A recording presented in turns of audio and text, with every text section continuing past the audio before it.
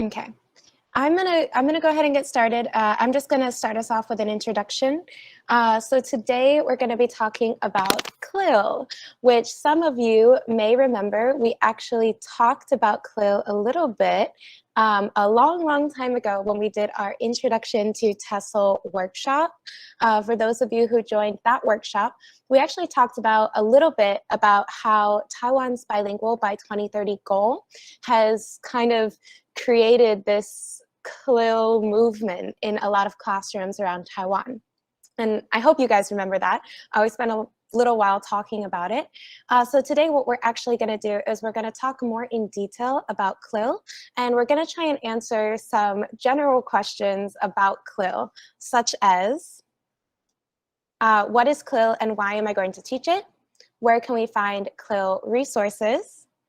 How you can balance language and content, maybe some examples of CLIL, and we'll also briefly touch on how you might assess students in CLIL. These are very common questions that a lot of people have about CLIL. We're kind of going to give a very general overview to these questions and a little bit more during today's workshop. But if you guys all remember, we actually have another workshop, the third semester workshop, is on content-based learning. And during that workshop, we're going to go into even more detail about CLIL and answer some of these questions with even more information and in a lot clearer fashion. So today is kind of your general introduction, but for more specific details, we'll come back to that during our semester workshop. So let's go ahead and look about what we're going to be doing today. So for the schedule, we're actually going to start our first hour by having some short mini lectures by us three advisors. I'm going to start us off by talking about CLIL in Taiwan, and I'm going to focus on specifically on some challenges that surround CLIL and implementing CLIL in the classroom. After that, Sia is going to talk about the CEOP model and some CLIL-friendly co-teaching models that you might use in your classroom. And then David's going to take us home with 3 video examples of CLIL.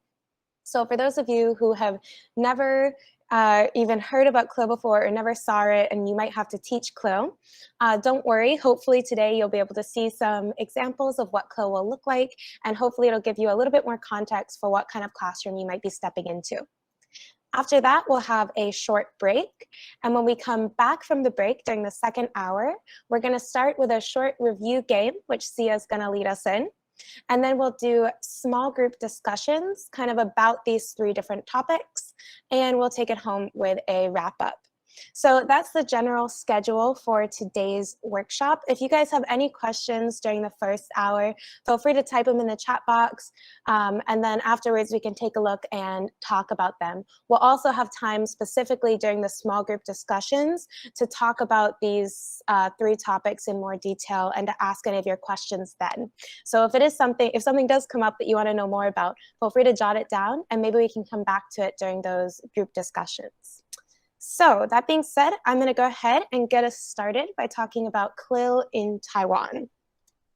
So just to recap, for those of you who don't remember, the whole reason, or one of the big reasons why CLIL is in Taiwan is because of Taiwan's bilingual by 2030 goal, put in part by the government, the Ministry of Education, where they're trying to become a bilingual country by the year 2030. Now, I talked about this a lot in detail in our TESOL overview workshop, so I'm not going to go into too much detail now. But you should remember at the very least that this policy, this goal that they have, is one of the main reasons why we're seeing CLIL classes being implemented in so many schools across Taiwan. But how exactly are we implementing these classes? Well, just to recap, bilingual education is kind of an umbrella, and there's a lot of different ways that you can implement bilingual education in classrooms. However, the Taiwanese government really likes this idea of CLIL, content and language integrated learning, because it's a type of teaching model that works really well to provide more frequent exposure to English in schools outside of English class. Because one of the biggest problems that a lot of schools face when they're trying to become bilingual is that their students in those classes don't have enough time to actually be exposed to English outside of 3 textbook English classes per week. So then it becomes a struggle. Well, how do we expose them to more English? Well, CLIL is a great way to do that. So as a result, the government has been pushing to integrate more CLIL classes into schools in hopes to kind of boost up English exposure to the students. But how exactly are they getting these CLIL classes into schools? Well, that is in part by incentives, which I did talk about last time. Basically, what happens is the central government has this big fund for the Bilingual Education Initiative, and the county governments can choose to apply to the central government to get access to these funds with the promise that they'll distribute the money to individual schools in their county who are opening to establish a bilingual program. So basically, there's all this money here, and schools have access to it if they're open to trying a bilingual program and these kind of CLIL classes, which is why you'll see a lot of schools are like, sure, why not? We can try it. But once those schools actually get the funding to establish these bilingual programs and they start teaching these CLIL classes, they run into some problems. And one of the main problems is that no one really knows what CLIL is, and everyone has a different idea for how to teach it, which means that CLIL classes look different in every school, and there's a lack of uniformity in content that's being taught and also the successfulness of these CLIL classes. Because when everyone only has this broad definition of CLIL, you're teaching content using English, content and language together. When we only have this very broad definition of what CLIL should be, it really results in such a wide variety of classes that are coming from this very, very broad definition of what it should look like. And that really does lead to a lot of issues and problems and challenges that teachers and schools are facing now while implementing these classes. And so this is what I want to focus on today. What I just went over is kind of a review for those of you who are in the TESOL overview workshop before, but I want to focus more specifically on some of the known problems with CLIL in the classroom in Taiwan. So one of the biggest known problems when it comes to teaching CLIL is that there is a lack of curricula, a lack of curriculums. Or more specifically, there's no standard for what a CLIL curriculum should look like, just as there's no accepted textbook to teach CLIL. Now, some of the county governments have tried to produce their own textbooks, but it's not nationwide by any means. So when we don't have a standard textbook to teach CLIL, like a standard maybe science CLIL textbook, we run into the problem of how can we produce consistent content across schools? For a school that's trying to teach CLIL in Taipei, and the same school in Taipei is also trying to teach a CLIL science class, we end up with 2 schools that are trying to teach the same class but have no place to refer to for what that might look like. And in addition, because there's no curricula that exists yet for it, we're also putting the pressure on the local teachers to create their own materials and curriculums from scratch. So a lot of the times in schools, LETs or other subject teachers are told, okay, we're going to try teaching CLIL. Now you have to find your own time to work together to come up with an entire curriculum for the semester. This pushes a lot of the burden onto the local teachers to do this, and that's another known issue with CLIL. But probably the biggest problem without having a standard curriculum is that we run into the issue of how can we assess students when all of the standardized tests that they're expected to take in the end of the semester are still in Chinese. So we're trying to teach these CLIL classes, but we don't have a standard form of assessment for what a student at the end of a semester-long science CLIL class will be tested on. Most of the time, those content tests are still in Chinese. And so that means that the subject teachers still have all the pressure to make sure that students are prepared enough to pass the test in Chinese, even though they're being asked to teach it partially in English throughout the semester. So this is probably the biggest issue right now, but there's a few other issues that we can talk about. One of them is a lack of time. So how can we find time to lesson plan for CLIL classes when so many teachers are involved? This ties back to the fact that teachers usually are expected to create their own materials or curricula. But if you're working with an ETA, an LET, and a PE teacher, three teachers of which who all have very different schedules, it can be very hard to find the time to lesson plan together and to come up with an idea for what you want to teach, which results oftentimes in teachers having to use their lunch time or maybe after school time. Or if they don't have time to meet, it results in maybe a less successful lesson because you didn't have time to go over it together. So this is another really big issue. Another issue is a lack of training about CLIL for schools, which causes a lack of understanding. One of the first things I mentioned is that these schools don't really know what CLIL is, and they're not really sure how to teach it. So things they don't know include, how are they supposed to balance content and language? How are they supposed to maybe simplify what's being taught content-wise so that it can be taught in English?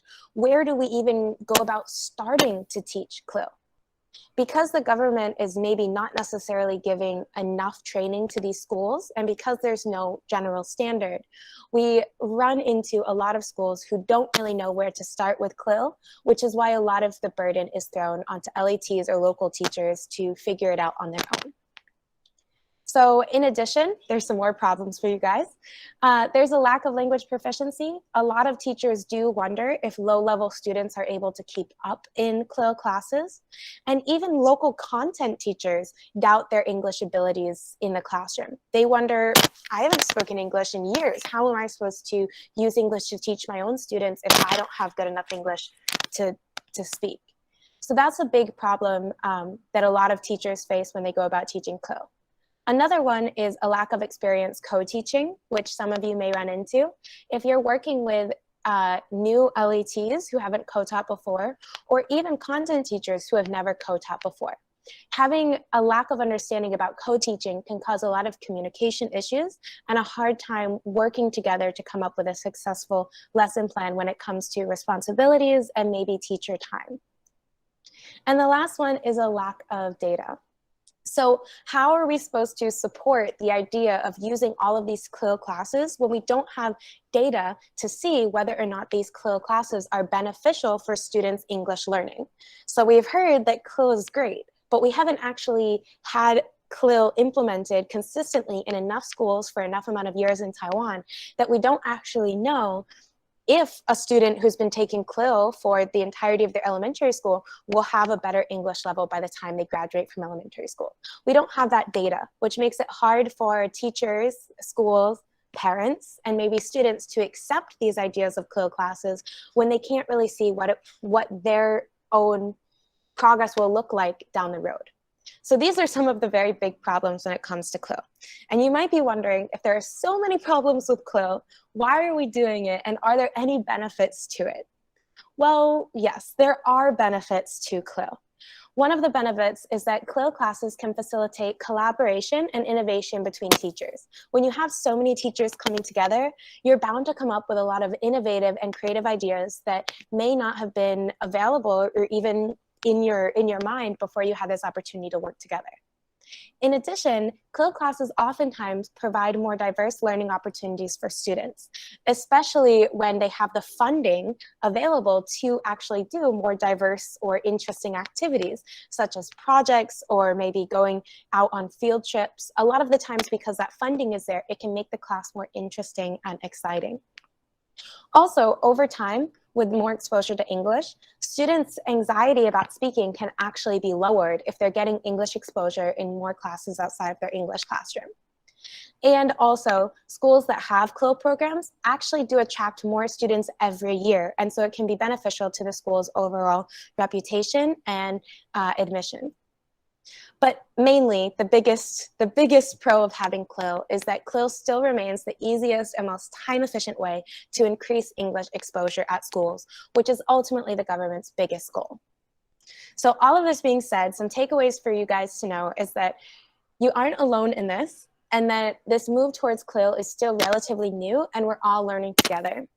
And that everyone's experiences teaching CLIL might look different because every school's approach to CLIL is different. But all of that being said, as your advisors, we really want to try our best this year to help you as best we can. So what we're going to need is we're going to need your help to keep up to date on your specific needs and your specific questions. So later in the second hour, we're going to have some small group discussion. We're really looking forward to knowing more about what your experience with CLIL will be like, because hopefully by now you know whether or not your school will ask you to teach CLIL and what that might look like. So we're hoping to learn more from you guys today about what your experience will be, and also just hopefully give you guys a little bit more input into what this might look like. So that is all for me, and I'm going to switch it over to Sia now to talk about the second parts.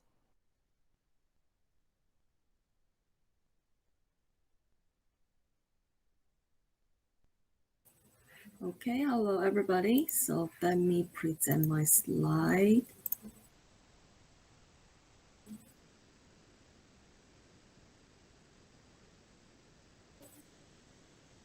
Okay, so I think everybody can see my slide. So they just share with everybody about the current situation and the CLIL classrooms or strategy being implemented in our schools in Taiwan. And as you know, that this is a learning curve for everybody, and so one way that we are trying to cope with these challenges for everybody is that we try to find a way to help you to grow your strategy or skills in teaching by showing you some co-teaching strategies. And today we're going to focus on specifically one strategy. Is called SIOP. Before we jump into SIOP, we're going to talk about the 4 important elements of CLIL, which is give me a second. So the first one is, we call it 4C, which is content, cognition, communication, and culture. In the content is basically what you are teaching in the CLIL lessons, what's the curriculum that you're covering, what's the skills that you're teaching. And for the cognition, how are you going to use these materials, the curriculum, or the things that you develop to help students develop their thinking strategies, thinking skills, also be able to comprehend through the target language. And of course, most importantly is the communication piece. How do students can use the target language in order to convey or express their ideas or questions? And the most important of all is the culture piece, because when you are using a new language to convey these ideas, how do students can use these language with the mindset of like they understand and can see the world in a different perspective. And these are the things when you step in a CLIL classrooms, you need to think about. You will need to bear in mind what you are bringing in to this classrooms.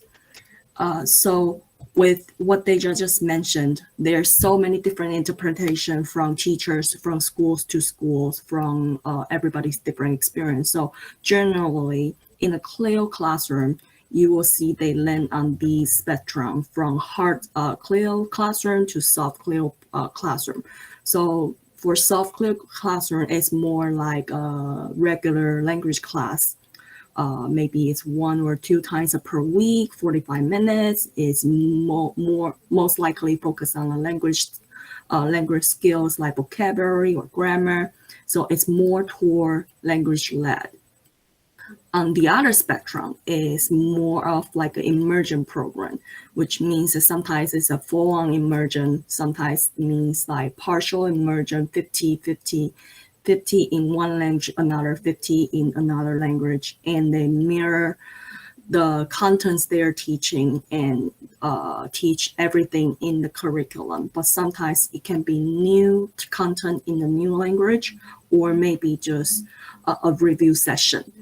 And somewhat in the middle, it's more subject-led. So it's very similar to, if you ever heard, it's very similar to like project-based or text-based learning.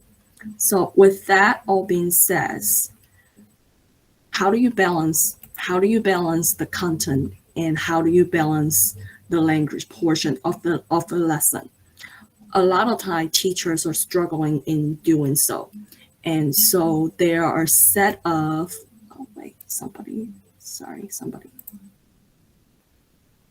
So there are a set of scholars and also educational specialists develop a strategy which is called SIOP. It's an acronym of Shelter Instruction Observation Protocol, which means that they combine the academic language focus and also with the meaningful, comprehensible engagement learning activity within the learning content.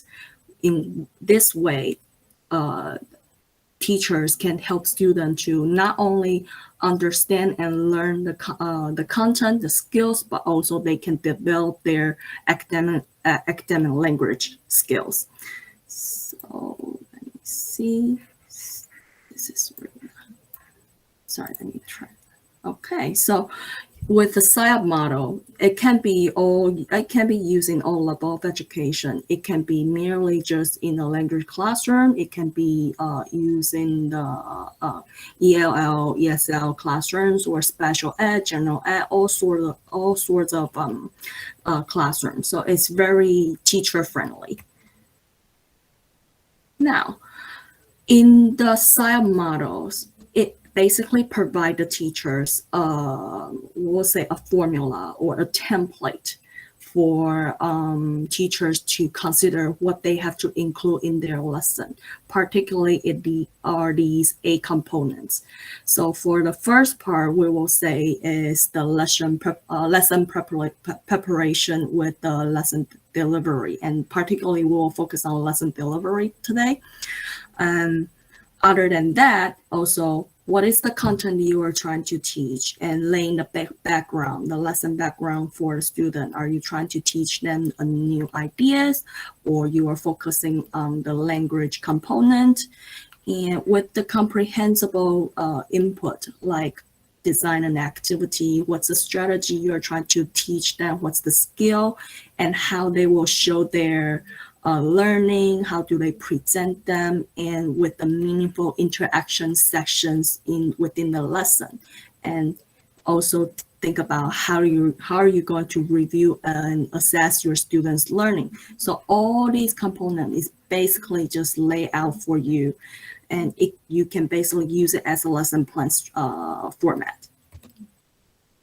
So how does SIOP work in a co-teaching context? So like I mentioned earlier, that we're going to focus on lesson delivery, because when you step in the CLIL classrooms, you automatically you have to work with one or multiple LETs together, and to think about what is most beneficial and what's more efficient. You will need to think about how you're going to deliver the lesson with your co-teacher. And the best strategy is to just first co-plan. And with this first part, the most important part is that you will need to communicate with your teachers, your local teacher. What are you going to focus on? What's the lesson?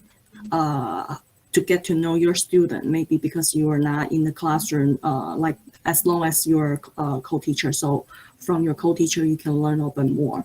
Then start implementing the planning, then start co-teaching. Then after you co-teach, you'll find out a little bit more about maybe it worked, maybe it doesn't work for both of you, maybe there's some adjustment needed to be made. So with that process, you are assessing not just for students, but also for your collaboration between each other. Then reflect on that, and then this is just like a cycle you will go through over and over again with your LETs. Now, some people yesterday already participate the co-teaching workshop, and some people will have the opportunity to participate within these 2 weeks. So I'm not going to the detail in the 6th co-teaching model. But overall, these are co-teaching strategies that you can implement with your co-teacher, and is spread out as low-level collaboration to high-level collaboration. We will say for the first couple of weeks that you probably will implement one teach, one observe, which is that your co-teacher is teaching in front of the classroom while you're taking note on the side. And through all the way, if you are ready, or if you and your co-teacher are ready, maybe in the future you will be doing the tag team teaching. But that we will explain, we will show you a little bit more in our future workshop. So where can you start? Because a lot of you right now, most of you right now are probably in quarantine hotel. You never been to your school. You don't know your school context. You don't know the classroom. So you don't know how you are going to actually put all of these in action. So first thing we will suggest is that to start the communication early, to try to understand what is your setting, what is your responsibility. To understand all of those will help you have a good start. And once you are in the classroom, once you're settled in and you understand the routine and everything, you start building the relationship with your teachers. Then when you start co-planning lessons, try to co-plan with your teacher with the content and language learning objectives in mind. But remember, these objectives are set not for you, for the student, in the center of your lesson. Thinking about what they need, what's their comfort level, or how ready are they to be in part of this learning. Sometimes you may need to scale back a little. But overall, try to understand what's the teaching goal and what's the ideal result that you would like to see for that lesson. And definitely have an open channel to communicate with your co-teachers and understand what's your responsibilities also. And when you implement it, you will basically try, and sometimes you will find it doesn't work, and it's always a learning curve. So don't be afraid to make mistake, and don't be afraid to ask. Altogether, overall, you just need to be open-minded and flexible and willing to communicate with your co-teachers. So with that being said, I'm going to pass the torch to David. Thank you, Sia. I'll continue our presentation with some examples, which hopefully you find useful. These are 3 examples, one from an ETA from last year, and 2 from local teachers who are exploring using English to teach content classes. So to give you kind of an idea of what it looks like, because one complaint that I got last year from some ETAs who were placed in CLIL contexts is I was under the impression that I was coming here to teach English. I don't understand why I'm in a science class. But there's a problem with that logic in that you are teaching English in a science class or through science class. You're teaching science through English, and it all interrelates. So hopefully giving you an idea of what this looks like can help you get an understanding of the kinds of things that you might be doing if you are teaching in a CLIL context. But again, everyone's context might be different depending on their school, depending on the direction that the school wants to go. But that's what we're here to do, is help you with your specific context, help you brainstorm ideas where to go and what you might be able to do. So I'm going to show you 3 examples. I'll show you, these are full lessons. So we can share this PowerPoint presentation at the end, but everything is linked here. So you can take your time to watch the full video if you like, but classes are usually 45 minutes here. I'll just show you about 3 minutes per clip. And what I want you to do is, as you watch, you can open up a note tab on your computer or take out a piece of paper. But I'd like you to pay attention to what language is being used. What kind of things are the teachers saying? What kind of things are the students saying? And not just like what is the target vocabulary, but like really pay attention to how language is used in these particular contexts. Take some notes. And after the break, when you come to my discussion section, we'll kind of discuss what you noticed about how language is used in these 3 different contexts. So the first 2 videos that I'm going to share with you come from this website, and it is a government website from Taipei City, and they're exploring using English to teach content subjects. So on here, again, you can just click this screenshot and it'll take you to the site. You can see a lot of examples of art classes, PE classes, health classes that are being taught in English. So if you want more examples yourself. So let's take a look at the first example.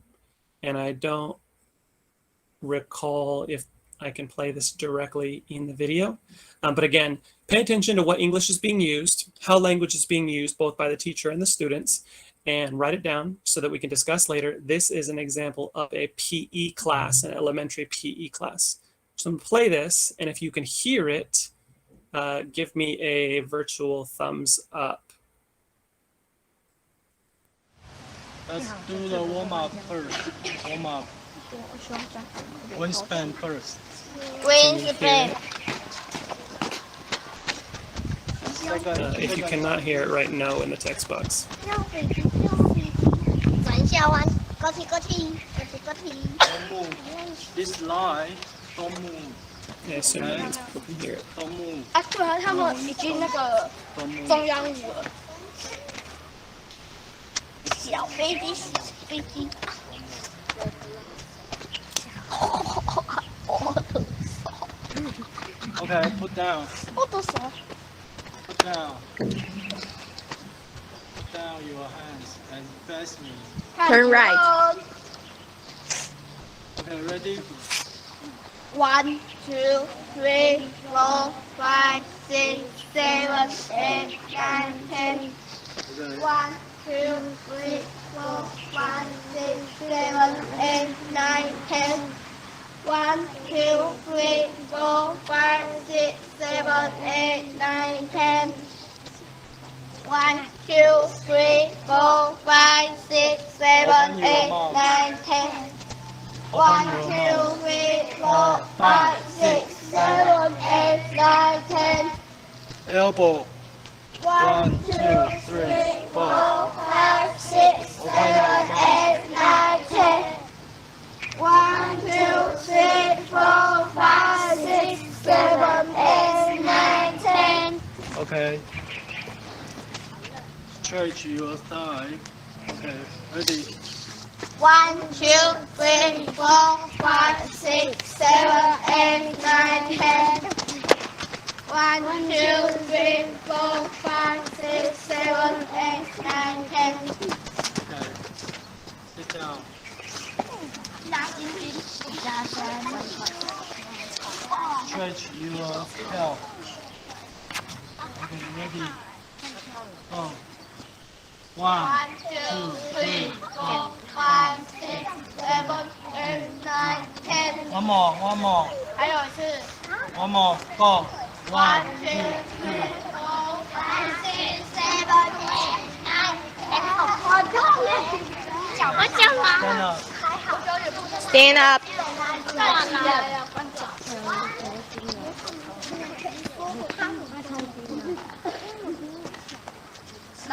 Okay. 我又不会 Line 被 1, 你们说话。 line 1, come here. 第一个， Line 2, 第二跑道， line 3, line 4. 第四跑道。 Okay, look at me. 看着我 look at me。 First of all is think about 用头脑， rabbit, 学兔子跳， rabbit 学兔子跳，doing doing doing doing doing jumping. Okay, doing okay, ready? And when you finish, just go to the last one. Okay? Okay? 好，做完了就跑到最后一页。好，干脆帮你翻。OK。好了，开始。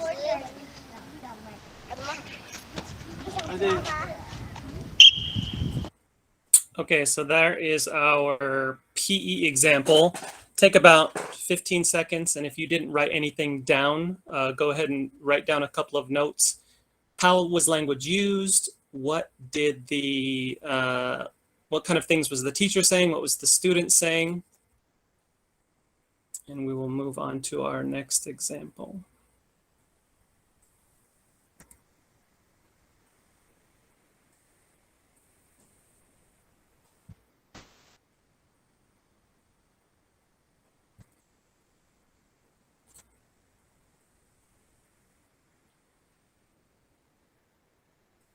So as you finish writing your notes on example 1, example 2 is a math class.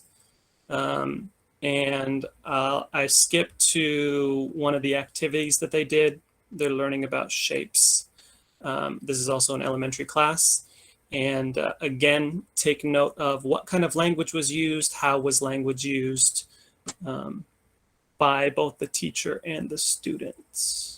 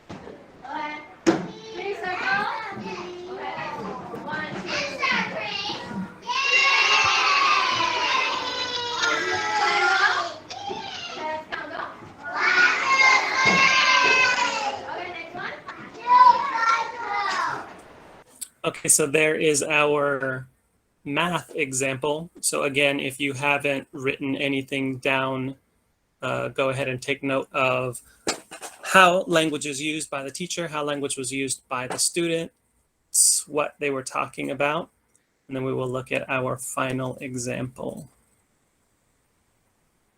And the final example comes from an ETA from last year. And so for this example, I'll show a little bit about the intro kind of warm up routine, and then a little bit of an activity.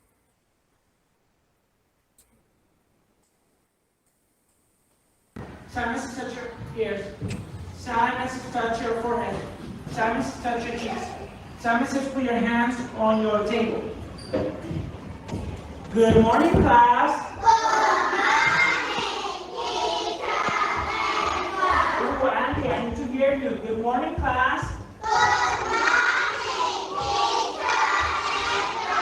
Good morning, class. I am so happy to see you. Roger, let's go in quickly. Brian, come in quickly. So we have been learning all about class dojo points. Say class dojo. Class dojo. Class dojo. Class dojo. Class dojo. I'm gonna be giving class dojo. Brian, sit down. I'm gonna give class dojo points to the friends who are watching me. Who, you know, just like Elsa. I see Elsa's watching me. I'm gonna give her a point. I'm gonna give dojo points to the friends who are listening. Ooh, I noticed Viola is listening. I'm gonna give her a point. I'm gonna be giving points to the friends who are out there now. Yes. I'm not only gonna, and you can participate. If you wanna know, if you wanna share something, you gotta raise your. Oh, very good, Jasper. I'm gonna go ahead and give you a point. Oh, I'm gonna close the door because it's a little loud. So today, you have the PowerPoint? Yeah. Today, we are gonna learn about the butterfly life cycle. Repeat after me. Butterfly life cycle. Butterfly life cycle. So he introduces the butterfly life cycle with slides, illustrations, part of a reading of The Hungry Caterpillar, and a video and song from YouTube.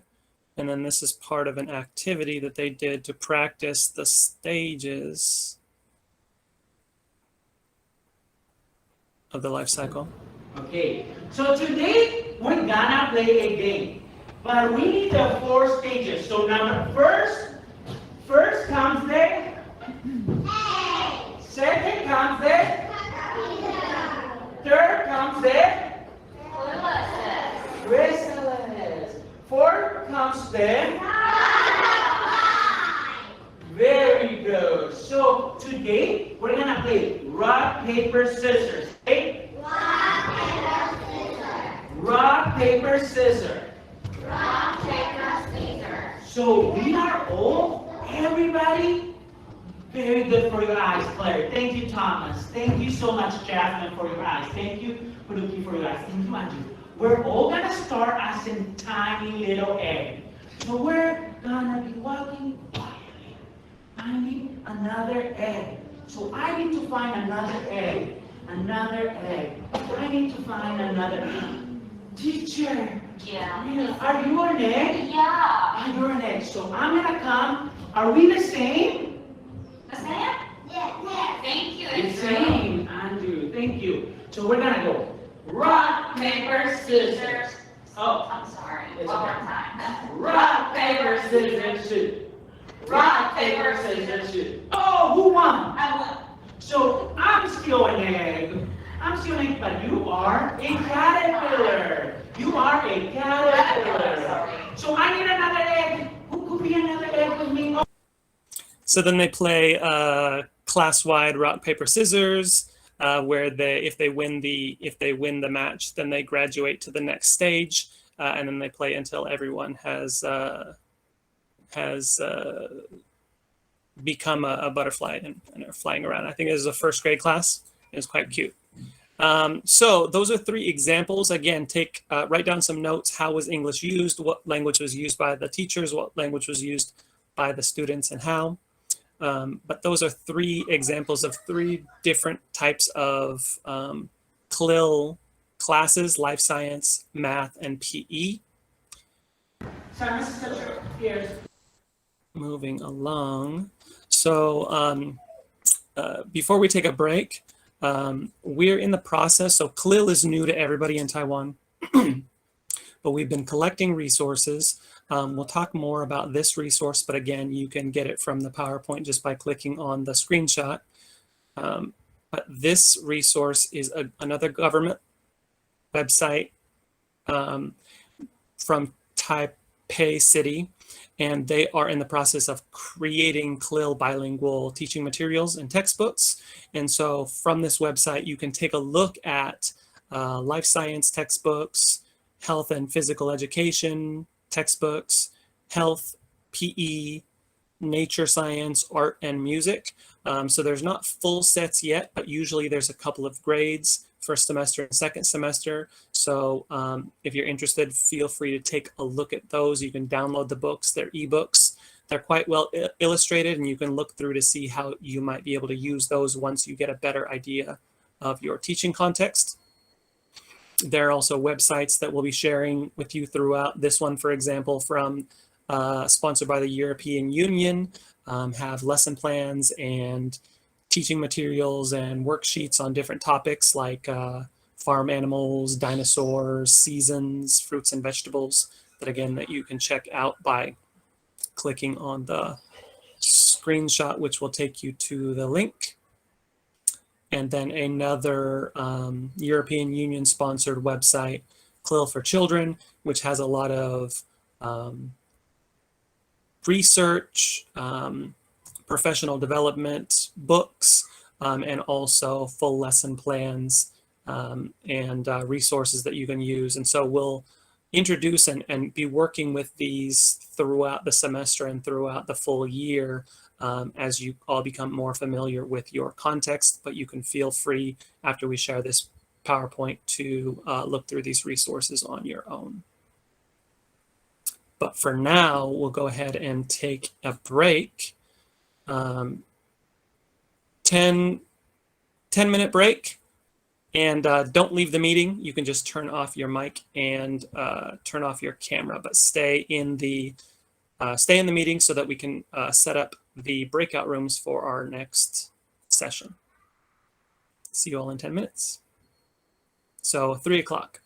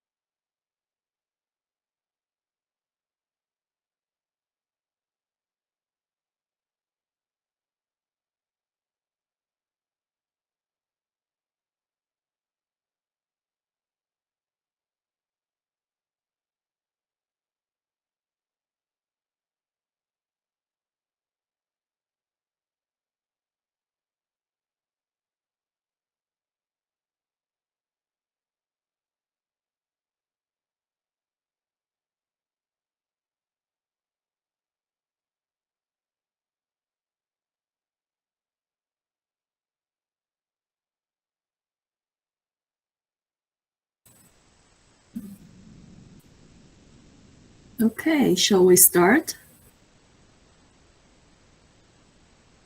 Okay, everybody, welcome back. And we are going to proceed our next session, which is reviewing activity. In this part, you will be participating a little game and just to review and recap of what we share with you in the first session and see if you're paying attention or not. And the winner will get a prize in the end. You will get a super supportive advisor of this year. So yay! So let's get ready to play. Let me start off the game. Give me a minute. I think I need, oh wait, do I need to? I think I need to stop this one. Okay, give me a minute. I need to stop sharing that screen and doing this.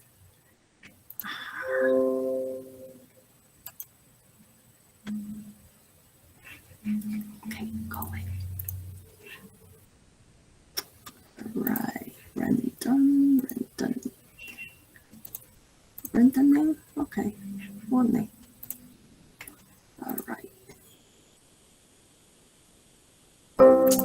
All right, so I'll send you the link. It's right here. And the game pin or ID is over here, 610972.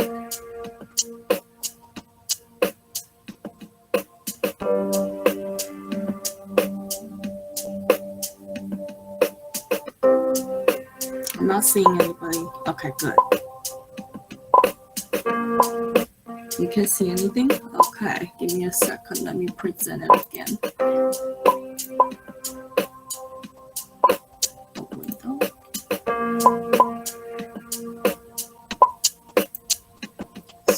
All right, let me share the wrong one. Sorry.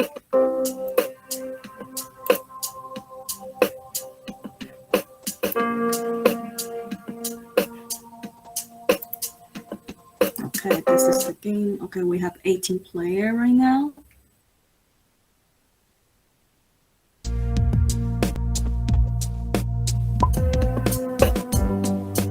Do we have everybody?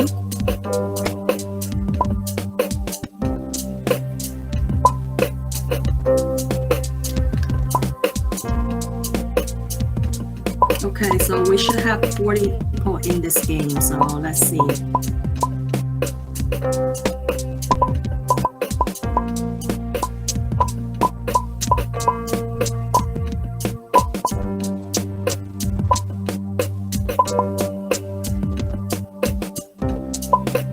Okay, a couple more seconds. I think this is about right.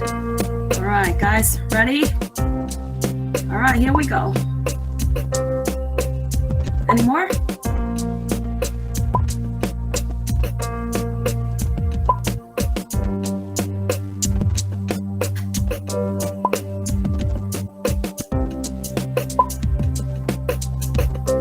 Okay.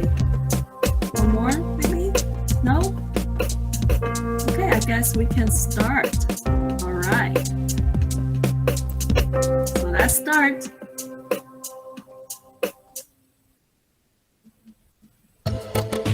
Okay, implementing CLIL.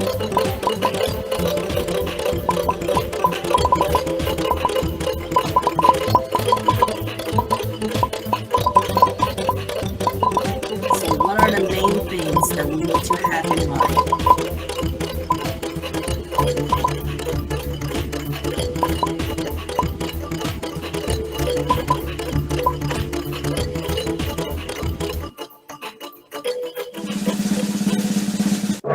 The answer is all of these. So you have to have, oh, who is the first person? I have no idea who the person is. Okay, next question.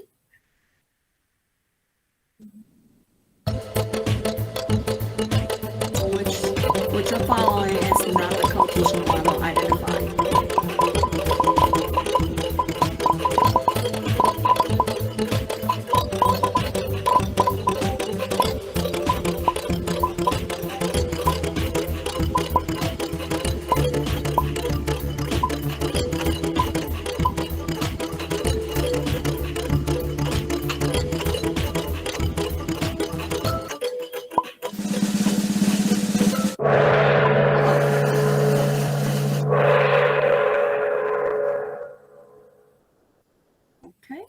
next one.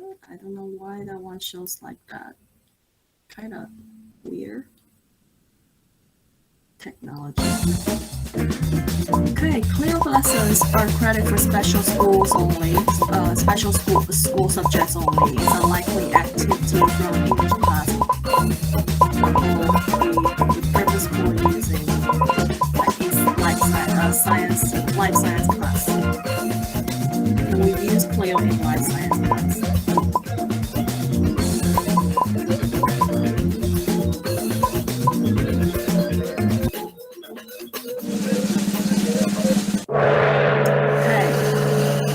So the answer is false. CLIL can be repurposed to use in life science or even math or anything else. Okay.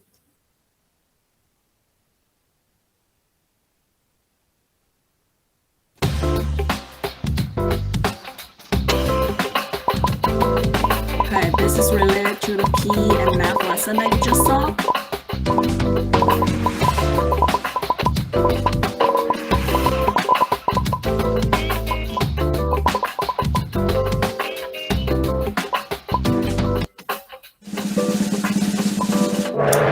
Yes, 95% of you got that right. Okay, so KY is the first person. Okay, good. Oh, okay, next one.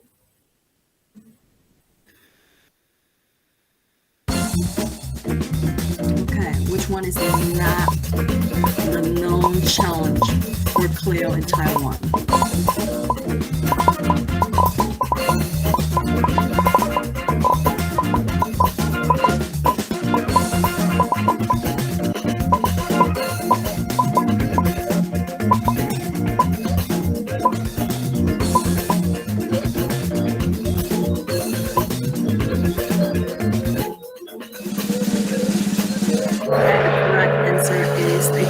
Teaching. We have a lot of experienced teachers in the school, but they don't have experience teaching CLIL.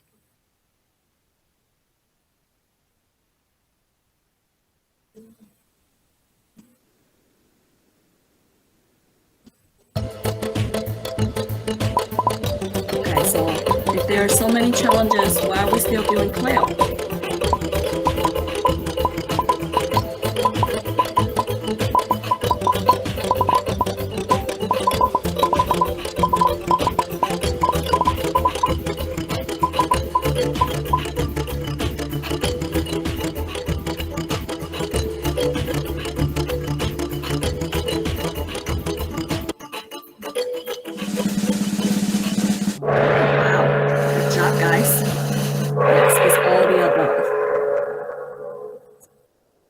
Smiley face is the winner. Okay, next one.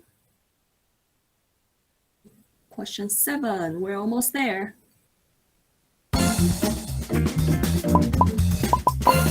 Okay, this is an easy giveaway.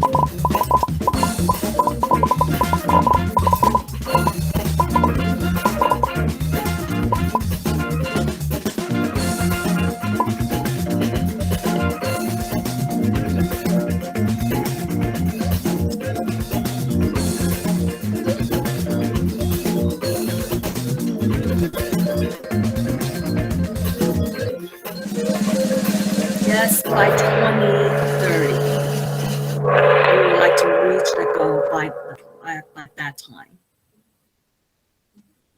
Okay, so the winner still, the change. Jennifer is the winner. Good, next one. Last question, guys.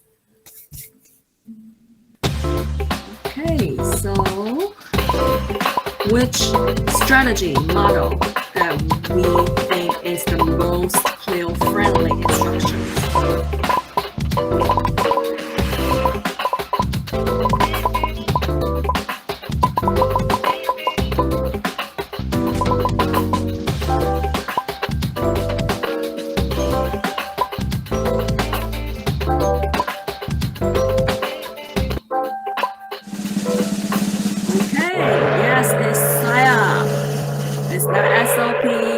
this one I just made it up. So let's see who's the winner. So Anthony, second place, Jay, Jennifer is the first place. Yay! All of you got, not just you three, but all of you got a very attentive advisor this year. 3 of us. So yay! Okay, so our next part of workshop, let me, sorry, the Wi-Fi is not working fast enough. So we are going to break into small group discussions about our topics. So in Deja's sessions, she will talk about what you'll be teaching, just a discussion to understanding a little bit of your teaching context, and talk about maybe you have some concerns or what would you like to know. In David's station, he will have a conversation with you guys about what English was used in the video clips and how can you use more English in CLIL classrooms. In my station, basically just a conversation between all of us, like talk about your previous teaching experiences. It doesn't have to be a classroom teaching experience, it can be any sort. And what are some concerns or questions that you may have about co-teaching? We can have a discussion about that. Each station, roughly we will have 10 minutes and we will rotate. So we will be maybe it's possible that we will just suddenly disappear because the technology setting. So we will just be dropped to another group. So this entire session, you will have 3 groups of discussion, 30 minutes. After that, we will come back and have a closing session sharing what you learned today. So if you're ready, let's chat away.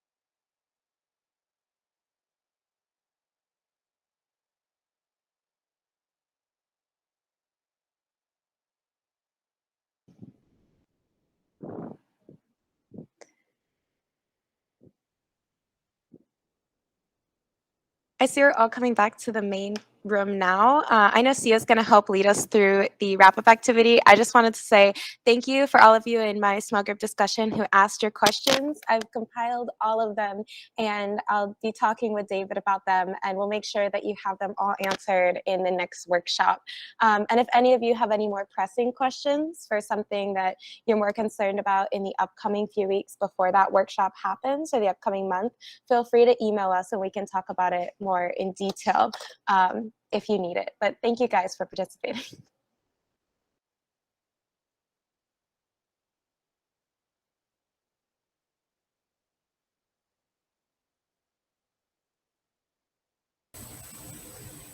Okay, so thank you guys for joining us and have the conversation or post your question or have some sharing of your previous teaching experience and some concern that you have about this year's. So hopefully you learned something from out of our workshop today. And in the end, we would like to invite you to just share one thing that you come up with today that you want to implement in your classroom this year. So maybe we can have a few volunteers to share with us. If not, then I will call on one person and then move on forward. Anybody would like to start off?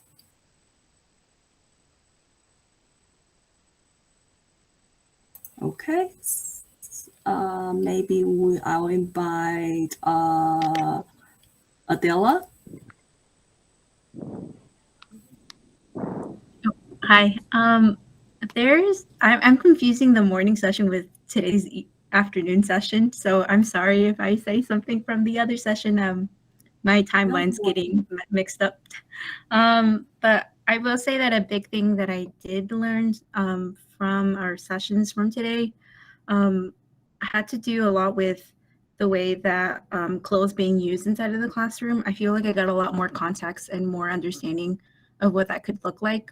Especially, I haven't taken the teaching workshops with the elementary school for tomorrow, but it did give me a good understanding of what I could list for my co-teachers and LETs in terms of expectations.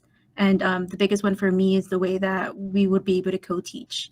I like the fact that I'll be able to observe a little bit before jumping into co-teaching. But yeah.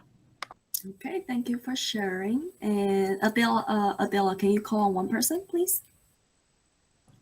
Okay, let me see the list. I'm going to call on Anthony.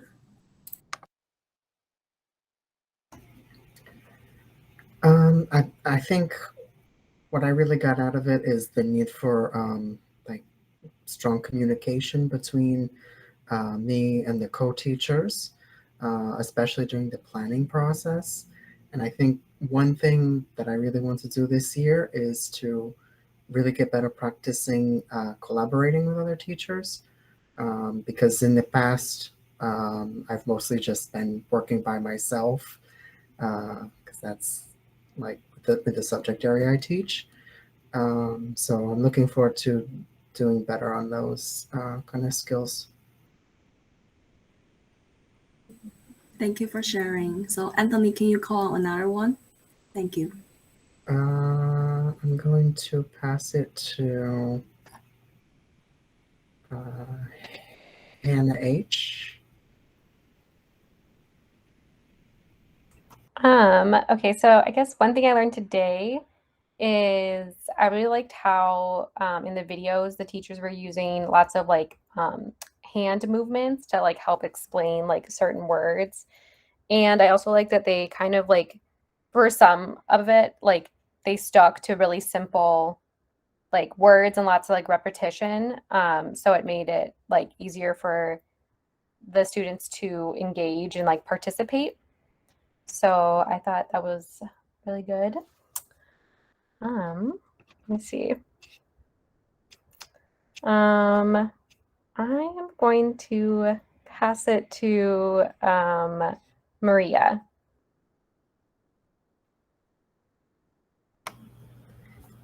Something that I thought was cool from today's session was the use of Book It as a little engagement activity to get kids involved. I've never seen it before, but it's kind of similar to Kahoot, and it's a good way to get everyone interested in the activity and participating and check what people are absorbing and what areas of the lesson maybe you need to review again one more time.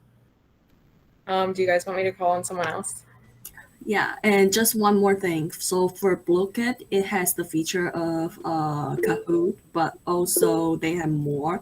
But use with caution because some of them are pretty complicated, and you will end up spending a lot of time trying to figure it out. So just play it before you use it. Okay. Good Maria, note. Can you call another person? I am going to call on Carlo. Okay, thanks, Maria. So I'm gonna bounce off what you were saying, and just I think the integration of technology into the classroom can be a really helpful tool. Like when we were watching Edgar use, I think it was Class Dojo, in order to supplement the instruction. I thought that was really useful. I also really like the positive narration that he was using in his classroom. Saying that like, I see this person is looking at me. I see that person is raising their hand, just in order to encourage the learning and the behavior and just reinforcing the learning. I thought that was really awesome to see because those are things I do in my American classroom, and it's great to see them translate over to Taiwanese classrooms as well. Thank you for sharing. Want me to pass it to somebody?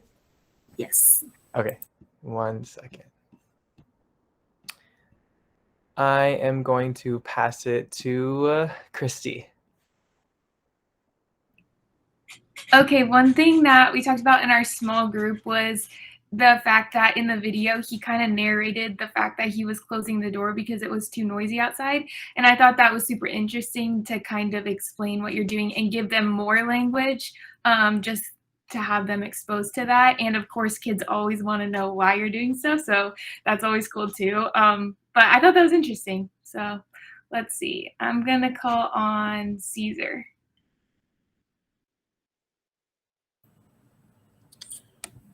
So one thing that I thought was really eye-opening about this whole sort of CLIL thing in the Taiwan context was, all these sort of like problems that occur when implementing this sort of like this goal, right? Like how to produce consistent content across schools, like the lack of time and, not only teaching things in Chinese, but in English. But I also thought what was really great about CLIL was just it's really attractive, and it sort of helps students practice English not only in one class but all throughout their school day, which again, like you mentioned, it really does lessen that sort of speaking anxiety. One thing that I really want to implement sort of throughout the class year, since I know I'll be doing PE, is sort of just using a lot more hand movements, using a lot more sort of TPR in my sort of talking, and also just sort of like a lot of modeling for my students in that PE class, like in the video. So I'm gonna go ahead and sort of pop it over to, let's see, Billy. Okay, so we will have Billy finish it up for us, and yes, Billy. Yeah. Can you hear me? Yeah. Okay. So one of the things that I observed a lot in the videos is body language and paying attention to how you're moving and using that to support what you're saying, especially for I suppose the younger children who might not always be sure about what you're trying to say. I think it's using your body language to help convey that message is something to be mindful of. Thank you, Billy, for sharing, and thank you all the others for sharing your ideas and what you learned today. And definitely all you mentioned are very important. And we hope that today's session, you guys have learned something new and get something out from this this session of about co-teaching and the CLIL situation in Taiwan. And so we are just going to end this session. Thank you for participating, and we will see you in next few workshops. And if you have any question, you can still type in the chat, or Deja already take a note. So we will try to address that in our future workshops. Thank you, everybody.